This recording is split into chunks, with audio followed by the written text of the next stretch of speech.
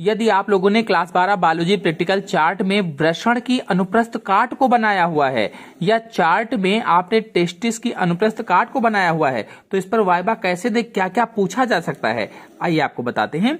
देखिए, इसमें दो प्रमुख कोशिकाएं हैं जिनके बारे में पूछा जाता है। एक तो सर्टोली की कोशिकाएं हैं और दूसरा है इंटरस्टेशियल सेल्स। इन दो कोशिकाओं के बारे में ही अधिकतर पूछा जाता है। तो सबसे पहले इंटरस्टेशियल सेल्स के बारे में आपको बता देते हैं। देखिए, जो इंटरस्टेशियल सेल्स होती हैं इन्हें अंतराली कोशिकाएं कहा जाता है। अंतराली कोशिकाएं, अंतराली कोशिकाएं इन्हें कहते हैं और इन्हें ही लीडिंग कोशिकाएं भी कहा जाता है। अंतराली कोशिकाओं को लीडिंग कोशिकाएं भी कहते हैं, चाहे अंतराली कोशिकाएं कहो चाहे लीडिंग कोशिकाएं कहो। ये देखिए जो बनी हुई हैं ये अंतराली कोशिकाएं या लीडिंग कोशिकाएं होती हैं। ये वृषण की काट में लीडिंग कोशिकाएं या अंतराली कोशिकाएं हैं। ये एक नर हार्मोन का स्रावण करती हैं, नर हार्मोन का स्रावण करती हैं। और कौन सा वो नर हार्मोन है? तो टेस्टोस्टेरोन, टेस्टोस्टेरोन नामक हार्मोन का स्रावण करती हैं। ये नर लिंग हार्मोन होता है, पुरुष हार्मोन होता है। कौन सा? टेस्टोस्टेरोन। और कौन सी कोशिकाएं स्रावित करती हैं? तो लीडिंग कोशिकाएं स्रावित करती हैं जो वृषण में पाई जाती हैं, या अंतराली कोशिकाएं स्रावित करती हैं जो वृषण में पाई जाती हैं, या इंटरस्टेशियल सेल्स भी आप कह सकते हैं। और ये जो हार्मोन है टेस्टोस्टेरोन, ये पुरुष में सहायक जनन ग्रंथियों तथा द्वितीयक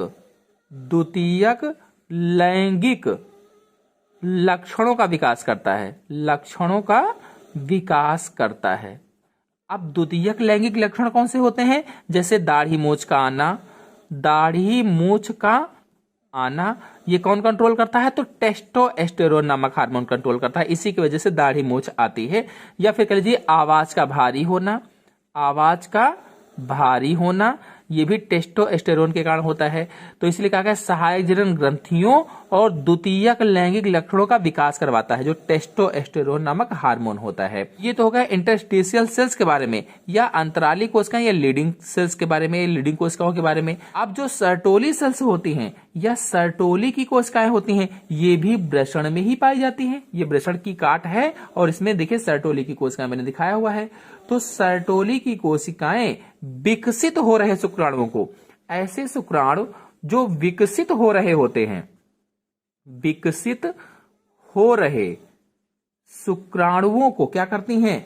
अवलंबन प्रदान करती हैं। अवलंबन प्रदान करना यानी सहारा देती हैं। विकसित हो रहे शुक्राणुओं को जो सर्टोली कोशिकाएं हैं ये अवलंबन प्रदान करती हैं, साथ में सुरक्षा भी देती हैं, सुरक्षा भी प्रदान करती हैं।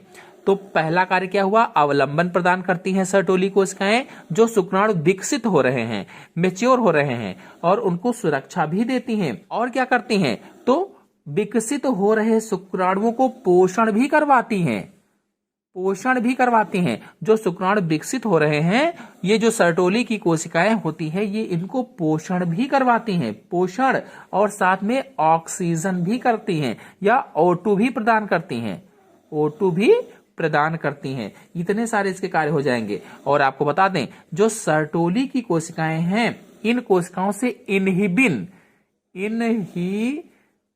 नामक हार्मोन स्रावित होता है। सर्टोली की कोशिकाओं से इनहिबिन नामक हार्मोन स्रावित होता है, या एक प्रोटीन हार्मोन होता है, प्रोटीन हार्मोन होता है।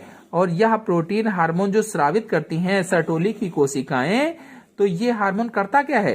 तो ये हार्मोन जो शुक्राणु होते हैं, शुक्राणुओं को बनाने वाले हार्मोन का नियमन करता है। जो इनहिबिन हार्मोन है ये शुक्राणुओं को बनाने वाले हार्मोन का नियमन करता है, उसका कंट्रोल करता है।